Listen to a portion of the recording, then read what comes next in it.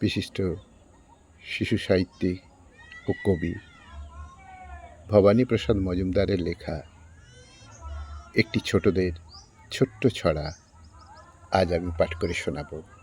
ছড়া ভগবানের ভূত। শুরু করছি। স্যার বললেন, প্রশ্ন কঠিন, জবাবটাকে দেবে?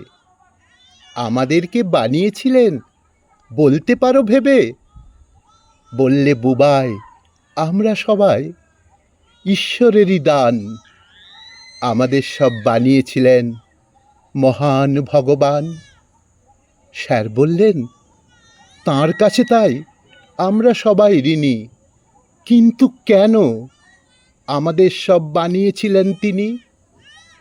দাঁড়িয়ে উঠেই বললে বুবাই, খেয়েই ভেবা চ্যাকা, ভগবানের ভয় পেত খুব, থাকতে একা একা। ভগবানের ভয় পেত খুব, থাকতে একা একা।